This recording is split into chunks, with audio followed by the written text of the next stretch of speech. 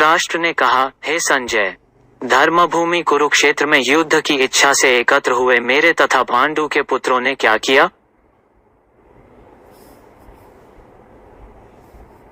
भगवद गीता एक बहुपठित आस्तिक विज्ञान है जो गीता महात्म्य में सार रूप में दिया हुआ है। इसमें यह उल्लेख है कि मनुष्य को चाहिए कि वह श्री कृष्ण के भक्त की सहायता से संवीक्षण करते हुए भगवद गीता का अध्ययन करे और स्वार्थ प्रेरित व्याख्याओं के बिना उसे समझने का प्रयास करे।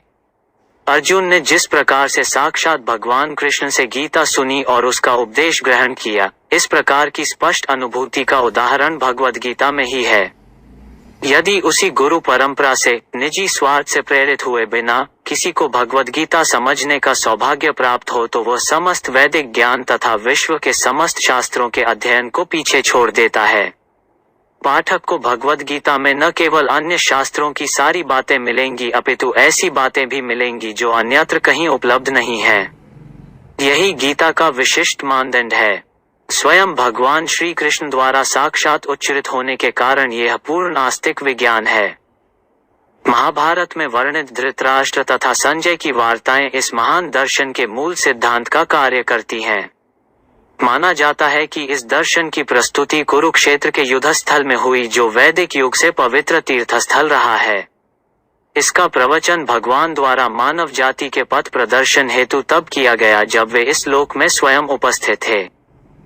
धर्म क्षेत्र शब्द सार्थक है क्योंकि कुरुक्षेत्र के युद्धस्थल में अर्जुन के पक्ष में श्री भगवान स्वयं उपस्थित थे। कौरवों का पिता धृतराष्ट्र अपने पुत्रों की विजय की संभावना के विषय में अत्यधिक संदिग्ध था। अतः इसी संदेह के कारण उसने अपने सचिव से पूछा, उन्होंने क्या किया? वह आश्वस्त था कि उसके पुत्र तथा उसके छोटे भाई पांडु के पुत्र कुरुक्षेत्र की युद्ध भूमि में निर्णयात्मक संग्राम के लिए एकत्र हुए हैं। फिर भी उसकी जिज्ञासा सार्थक है। वो नहीं चाहता था कि भाइयों में कोई समझौता हो, अतः वह युद्ध भूमि में अपने पुत्रों की नियति, भाग्य, भावी के विषय में आश्वस्त होना चाह रहा था।